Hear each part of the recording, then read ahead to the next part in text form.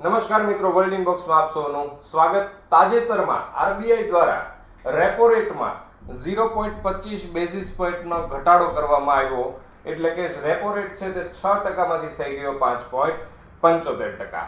વર્ષ 2010 પછીનો સૌથી ઓછો રેપો રેટ અત્યારે તાજેતરમાં 5.75% નોંધાયો છે, જે માટે ભારતીય બજારે પણ તેનું સ્વાગત કર્યું કે આપણને લોકોને સસ્તી લોન મળવા પાત્ર થશે. એટલે કે ઇન્ડસ્ટ્રી પણ ખુશ થઈ અને સામાન્ય લોકો પણ ખુશ થયા. અને મીડિયા વાળાએ પણ જાણ કરી કે ભાઈ આરબીઆઈ છે તેણે લોકોને 0.25% આ ગરમીની અંદર ગ્લુકોઝ આપ્યો. તો આપણે વાત કરીએ કે ભાઈ આ દરો છે તેમાં ફેરફાર કોણ કરતું હોય છે, તો કે આરબીઆઈ ની એમપીસી એટલે કે મોનેટરી પોલિસી કમિટી છે, જે 6 સભ્યોની બનેલી છે. તેના અધ્યક્ષ હાલમાં આરબીઆઈ ના ગવર્નર શક્તિકાંત દાસ અને તેના સભ્યોમાં વિરલ વી આચાર્ય, માઇકલ પાત્રા, ચેતન ઘાટે, પ્રોફેસર પમી દુઆ, ડોક્ટર રવિન્દ્ર એચ ધોળકિયાનો સમાવેશ થાય છે. તેમને જરૂર લાગી એટલા દરોમાં ફેરફાર થયો. આમ તો કહી શકીએ કે છેલ્લા ટૂંક જ સમયની અંદર કુલ 0.75 એટલે કે 0.25 0.25 અને 0.25 આમ કુલ 0.75 બેઝિસ પોઈન્ટનો ઘટાડો કર્યો છે રેપો રેટની અંદર આરબીઆઈ ની આ મોનેટરી પોલિસી કમિટી. તો હાલમાં દરો શું છે તેના વિશે આપણે માહિતી મેળવીએ કે રેપો રેટ જે 6% હતો તેમાંથી હાલમાં કરી દેવામાં આવ્યો છે 5.75%.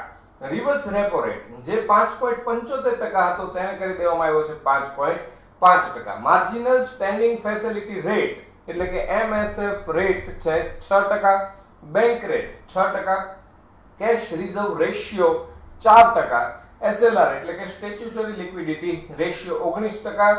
અને આ મોનેટરી પોલિસી કમિટીએ વર્ષ 2019-20 માટે જે જીડીપી એટલે કે ગ્રોસ ડોમેસ્ટિક પ્રોડક્ટ જીડીપી વિકાસ દરનું અનુમાન 7.2% લગાડ્યું હતું, તે પણ ઘટાડીને 7% કરી દીધું છે વર્ષ 2019-20 માટે.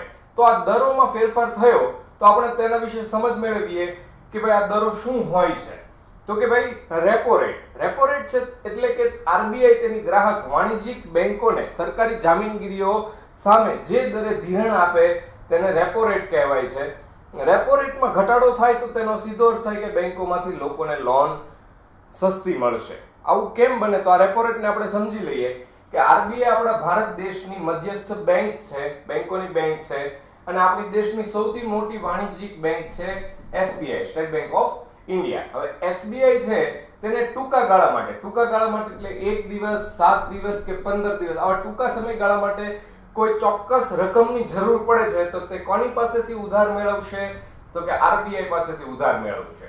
તો એસબીઆઈ ને આપણે ઉદાહરણ તરીકે માની લઈએ કે ટૂંકા ગાળા માટે 100 કરોડ રૂપિયાની જરૂર પડી, તો આરબીઆઈ છે તે એસબીઆઈ ને કઈ મફતમાં પૈસા આપશે નહીં, તેમના પર ચોક્કસ વ્યાજ ભરવું પડશે એસબીઆઈ 100 કરોડ ઉપર. તો તે એસબીઆઈ છે તે આરબીઆઈ ને શું વ્યાજ ભરશે આ 100 કરોડ રૂપિયા મેળવીને, તો કે અત્યારે રેપો રેટ છે 5.75%, એટલે કે આ ટૂંકા ગાળા માટે એસબીઆઈ આરબીઆઈ ને 5.75% વ્યાજ આપવું પડશે 100 કરોડ રૂપિયા ઉપર.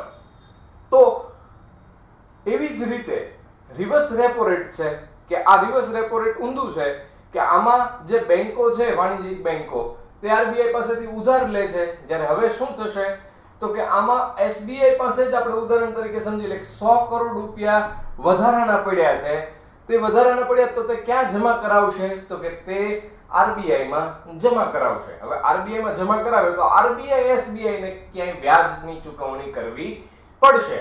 તો આ રિવર્સ રેપો રેટ છે કે હવે વાણિજ્યિક બેંક આરબીઆઈ છે એસબીઆઈ ને જમા કરાવશે એસબીઆઈ આરબીઆઈ માં, આરબીઆઈ તેનું વ્યાજ ચૂકવશે. તો તે કયા લેખે ચૂકવશે, તો કે 5.50% લેખે આરબીઆઈ એસબીઆઈ ને વ્યાજ આપશે તે 100 કરોડ રૂપિયા ઉપર.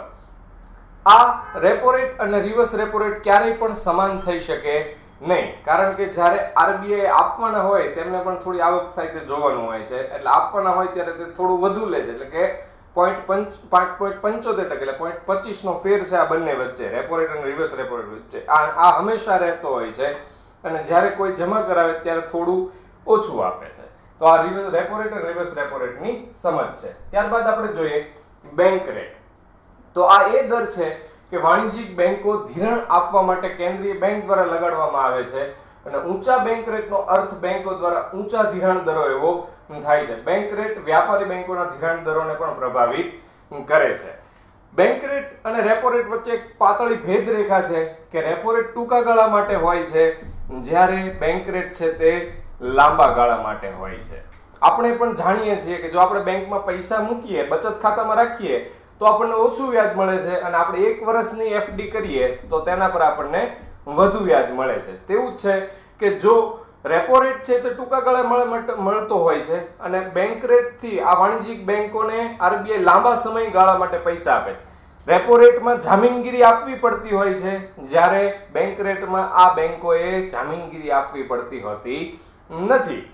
તો લાંબા સમયગાળા માટે જોઈએ ત્યારે બેંક રેટ તો અત્યારે હાલમાં બેંક રેટ છે 6%. તો એસબીઆઈ ને 100 કરોડ રૂપિયા જોશે હવે 1 વર્ષ માટે તો તેના ઉપર તેને શું વ્યાજ ચૂકવવું પડશે તો કે 6%.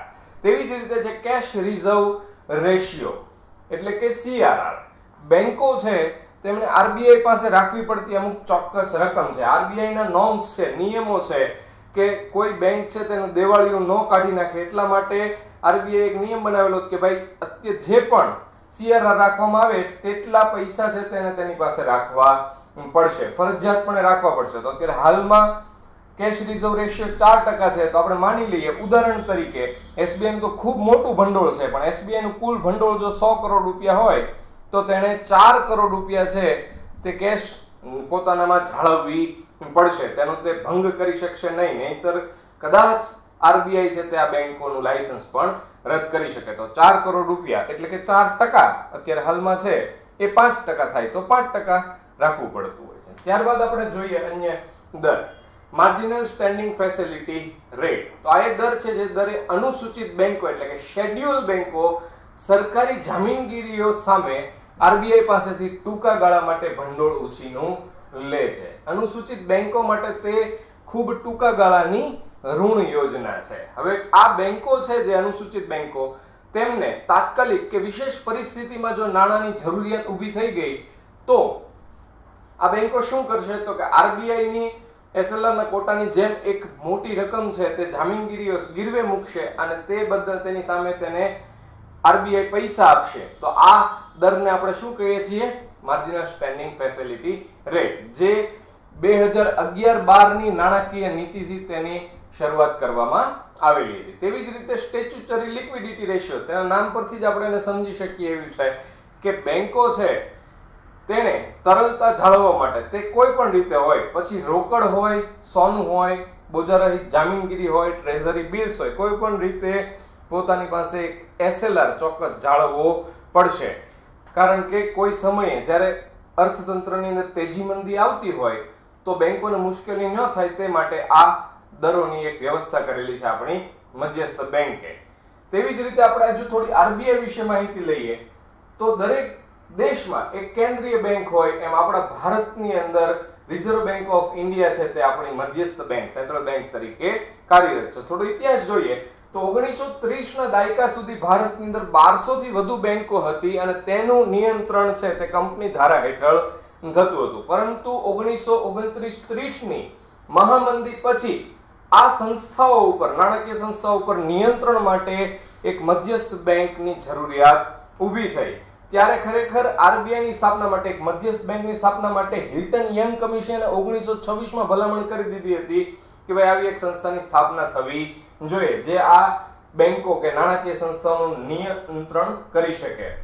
ત્યારે આરબીઆઈ એક્ટ 1934 અંતર્ગત એપ્રિલ 1935 ના રોજ આરબીઆઈ ની સ્થાપના છે તે બ્રિટિશ સરકારે કરી. જ્યારે સ્થાપના થઈ 1935 માં ત્યારે તેનું વડું મથક કોલકાતા ખાતે હતું, પરંતુ 1937 માં તેનું વડું મથક મુંબઈ ખાતે ફેરવી દેવામાં આવ્યું. અત્યારે હાલમાં જ્યાં આરબીઆઈ નું વડું મથક મુંબઈ ખાતે આવેલું છે ત્યાં એક મોનેટરી મ્યુઝિયમ પણ આવેલું છે.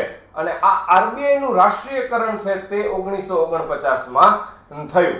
આરબીઆઈ નું રાષ્ટ્રીયકરણ 1949 માં થયું એટલે શું તો કે સરકાર જે સંસ્થાની અંદર પોતાની હિસ્સેદારી છે તે 51% કે 51% થી વધારી દે એટલે કે તે સંસ્થાનું રાષ્ટ્રીયકરણ થઈ ગયું ગણાય. આરબીઆઈ ની જે ઝોનલ કાર્યાલયો આવેલા છે તે 4 છે, તે ખાસ યાદ રાખવાના છે: દિલ્હી, ચેન્નઈ, મુંબઈ અને કોલકાતા. તેની ક્ષેત્રીય રિજિયનલ ઓફિસીસ આરબીઆઈ ની આપણા દેશમાં 19 છે.